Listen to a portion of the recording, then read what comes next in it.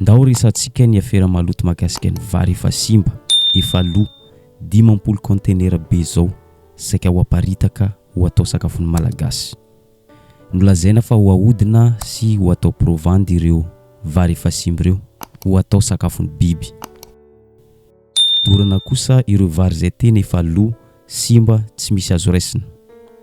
Tampotampoka teo nahodina izy ireo nolazaina fa vary tsara kalitao avy any Inde ity vary ity.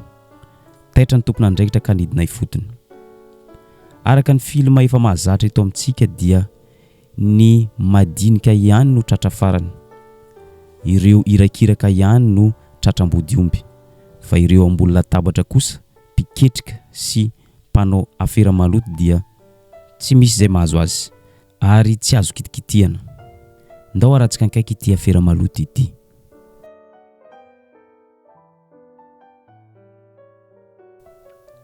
Afera makasika ny vary efa simba 10 contenera saika aparitaka ho atao sakafony malagasy. Olona 7 no nadoboka amponja vonjimaika.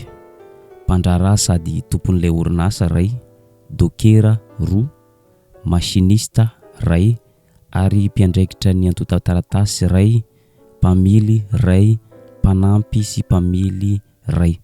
Araka ny vaovao nozarain'ny mpanao gazety Poussy Best tao amin'ny page Facebook. Naneho ny heviny manokana izy mahakasika ireo olona 7 nadoboka amponja vonjimaika io. Raha ny amin'ny manokana dia zao: tsy tokony hijanona amin'ireo olona voakasika sy nosamborana nampidirina amponja vonjimaika io ity afera ity, satria misy milaza ho tompon'ny marché, misy ireo manampahefana mampiahiahy voasaringotra amin'ity afera maloto ity.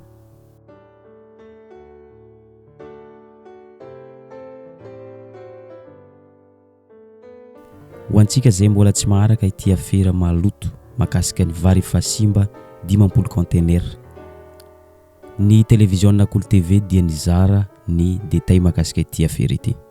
Araka fanadihadiana zay nataon'izy ireo dia fantatra fa ho avadika provandy ireo vary efa simba 10 contenera ireo. Rehefa nandeha nefa ny fotoana, misy ny tompona andraikitra ambony nitetika anadio ireo vary ireo ho aparitaka ho jifain'ny malagasy ary mazava ho azy hitadiavam-bola. Toy izao ny fanadihadiana zay nataon'ny televizionna Cool TV tany Mahajanga. Vary simba 10 contenera no fa efa asarona tamin'izany ary lazaina fa hodorana. Amin'izao fotoana izao olona 5 no efa nanaovana famodorana no giazana ihany koa ny fiara maromaro ary mitoy ny fanadihadiana lalina mahakasika ny rarà vary simba 10 contenera ao Mahajanga. Raha iverenana ny zavatra nitranga, ny 20 Desambra lasa teo no nampiantso ny mpanao gazety tany Antoerana ireo tompona andraikitra any Antoerana hijery ireo vary simba ireo. Tamin'izay fotoana izay no nilaza fa ho totoana ary avadika provandy ho an'ny biby ireo vary simba ireo izay mbola azo ahodina ary hodorana kosa ny fa 13 Desambra ireo vary izay tsy afaka ahodina intsony sy izay tsy azo atao inona intsony. Naseho teo mason'ny mpanao gazety ny famodinana izany raha ny fanazavana, saingy voalasa izy ireo dia nahato avokoa ny famodinana ary niroso tamin'ny fanadiovana ny vary izy ireo. Izany hoe tsy nisy akory ny famodinana izany ho provandy sy ny famodorana saika natao. Manoloana ny fidinana ifotony izay nataon'ny mpanao gazety maro samihafa tany Antoerana dia mbola misy ihany ny mandiso ny vaovao. Na dia izany nefa misy porofo mivaingana ahafana manamarina fa tena nitetika anadio ity vary ity ho avadika ho sakafony malagasy ary ho avadika vola. Ny porofo azo tsapain-tanana dia zao: tratra ny mpanao fanadihadiana tamin'ity toerana ity ny masina anankiroa samihafa. Ny masina voalohany dia manadio vary efa simba ho lasa fotsy. Ny masina faharoa dia masina mitsoka ireo bibikely ao anatin'ny vary. Nahitana vary lofo 10 contenera tokoa atao amin'ity toerana ity raha ny fanazavana. Milina roa no nampiasaina tao, ny iray fitsofana avovoka sy bibikely, ny iray kosa fitotoana. Nisy vary efa voadio amin'ny gony sy vary navadika avovoka ihany koa. Raha gony mavo no nisy ireo vary ireo teo aloha, nafindra tamin'ny gony fotsy vaovao ireo vary efa voadio. Nisy ihany koa ireo fiara lehibe sy efa vita famatrarana na nisy à chargement an'ireo vary efa voadio ireo vary voadio ireo no tany anatiny mody isy ireo vary voatoto no natao fatetỳ akaiky nisy avaravarana raha ny fantatra ny fahazahon-dalana avy amin'ny ministera ny indostria sy ny varotra ary nisy fanjifana dia nisy fanodinana ireo vary ireo ho lasa zesika ihany raha ny loharanom-baovao voaray misy amin'ireo tompona ndraiky mpanjakana no voatontonona amin'ny jirara ity hozaraina sa amidy amin'ny vahoaka malagasy ity vary efa simba ary amony ny vahoaka malagasy ity fanontaniana mipetraka ihany koa no hoe iza no miaro ireo tsy fandaran-dalana ireo napetraka teo amin'ny magazin nisy sotema io vary io raha ny fantatra misy olombotendry mamoaka tsikelikely isaky nisy amin'ny iray ora maraina ireo vary ireo araky nisy loharanom-baovao tonga teny amin'ny mpanao famotorana misy manamboninahitra ampitandro nisy filaminana ihany koa tompona ndraikitra voalohany ao Majanga mahalala izao zavatra mitranga izao izay ataony nisy olombotendry izao sangy manginy manoloana ity afera maloto ity dia manay mafy i Afakandro Christian sao dia fanaparitaka any amin'ny fiarahamonina ity vary efa simba ity satria izy anisan'ny nanaraka nikaiky ity raharaha ity araka ny fanadihadiana izay nataony maro tamin'ireo vary efa simba efa loha efa tsy azo hohanina ireny no efa voadio ary natao tao anatin'ity gony hitantsika amin'ny sary zao ny soratra mipetraka eo dia zao hoe vary tsara kalitao fotsy ary madio misoratra mazava tsara fa avy any Inde ity vary ity nefa dia vary avy tamin'ity maloto ity no nidiovina natao tao anatin'ity gony madio ity mba handresen-dahatra ny vahoaka malagasy anjifa ity vary efa simba ity vary efa simba izy io dia atao provande zay ka zay moa zany zavatra mampirorosaina ny vahoaka satria ny rehetrarehetra hatreto dia manana ahiahy ary hitantsika regny gony zay niseho tamin'ny vidéo reny misy ny gony mbola tsara misy ny tena fa maloto dia zay zany no mahatonga ny olona miahiahy hoe sao de lahy efa miparitaka any amin'ny fiarahamonina izy io na efa lasa izy io be dia be ny tsaho ka tokony hanamarina an'izany ianareo miaraka amin'ny pièce justificatif manambara fa hoe zao ny tena fandehan'io vary io raha fanjakana zany no mametraka an'izay dia tokony halala koa ny pretendrazana satria efa miteraka savorovoro io raharaha io amin'izao fotoana izao manoloana zany rehetra zany Afakandro Christian dia mitaky ny mangarahara tsy afa-po manoloana ny fisamborana olona vitsivitsy ireny ireo olona tompona ndraikitra ety ambany ny mangarahara takiny dia zao tokony aseho an'ny vahoaka malagasy na aseho an-gazety na an-televiziona ny taratasy milaza fa vary efa simba ireo vary 50 conteneur ireo mitaky ihany koa izy mangarahara mahakasika ny iza ny olona tompona ndraikitra voalohany na koa iza ireo olona tompony marché te hanaparitaka ity vary efa simba ity ho atao sakafony malagasy mitaky ihany koa izy ny taratasy mazava milaza fa ho avadika provande reto vary reto satria mantsy ankehitriny to lasa mampisalasala to lasa ho diovina indray ny vary ho aparitaka ho jifain'ny malagasy mitaky mangarahara maro samihafa ihany koa ity Afakandro Christian ity satria zao manahy mafy izy amin'ny fahasalamam-bahoaka na dia tsy tompona ndraikitra voalohany amin'izany aza izy fa manana zo amin'ny maha olo-pirenena azy izy aneo hevitra ary anaitra ny tompona ndraikitra amin'ny toejava-misy ankehitriny hoe aiza no misy mangarahara amin'ity resaka vary 50 conteneur ity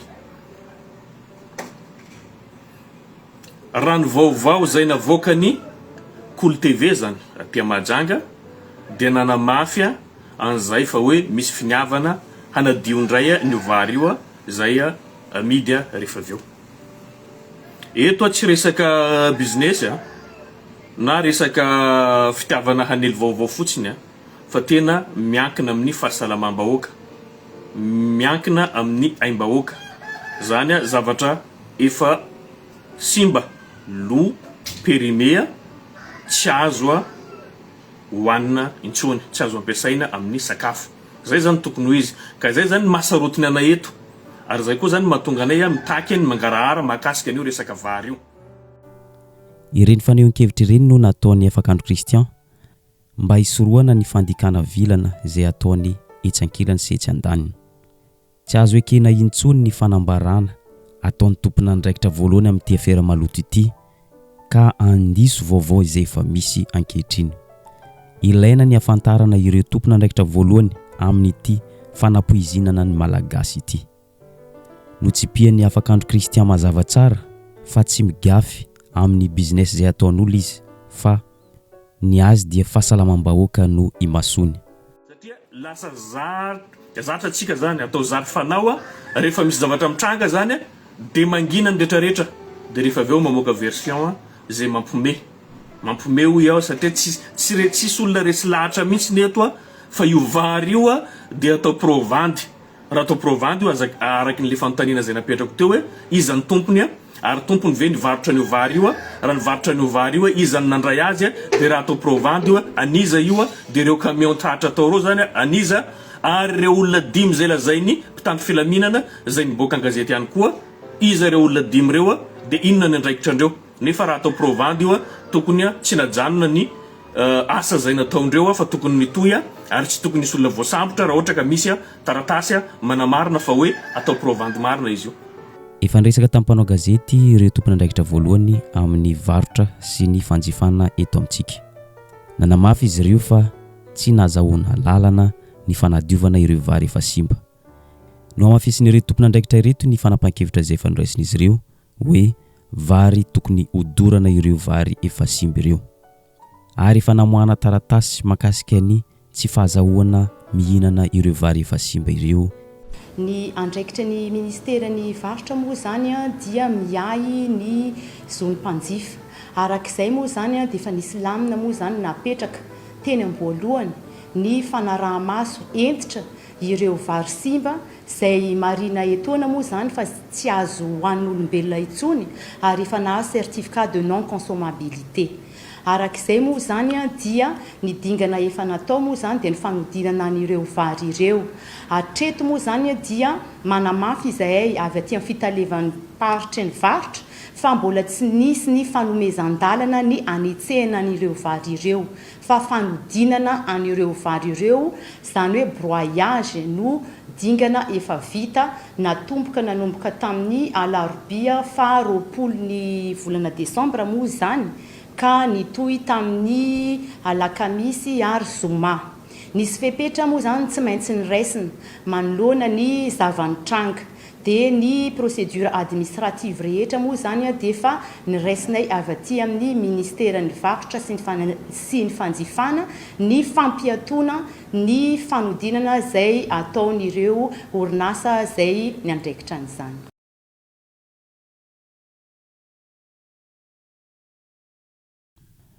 Eto am-pamaranana dia zao miantso ny tompona andraikitra rehetra indrindra fa ny ao amin'ny ministeran'ny varotra sy ny fanjifana satria zava-dehibe loatra ny fahasalamam-bahoaka.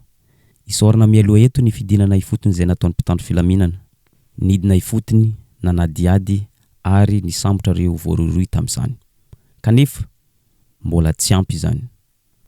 Ilaina samborina ihany koa ireo tompona andraikitra voalohany amin'ity afera maloto ity na dia business fitadiavam-bola aza no kasain'izy ireo fa ny ambadika izany dia fanapoizinana ny malagasy ary izany zavatra izany dia tsy tokony ho lefirina na iza na iza. Araka ny vokatry ny fanadiadiana izay nataon'ny Cool TV teo dia fantatra fa misy tompona andraikitra ambony ao amin'ny fitondrana no tompona andraikitra voalohany amin'ity fanapoizinana ny malagasy ity. Ary fantatry ny manamboninahitra tompona andraikitra voalohany ao an-toerana izany nefa izy ireo misafidy ny angina. Fanontaniana ity amin'ny farany dia zao mandra-pahoviana ireo tompona andraiki-panjakana ambony no angina manoloana ny toe-java-misy izay tsy azo leferina amin'ity firenena malalantsika ity. Raha ho raisina normal tokoa zany toe-java-misy ohatr' izany, hoviana ity nosy malalantsika ity no androso. Ety amin'ny farany dia ny vahoaka malagasy rehetra dia mbola mametraka fatokisana amin'ny mpitandro filaminana sy ireo tompona andraiki-pitsarana eto amintsika. Manantena izay vahoaka fa andray andraikitra tokoa ianareo. Ary izay ihany koa ny mamarana ny videontsika androany, azadino misabone sy manisy amany videontsika amanaraka indray.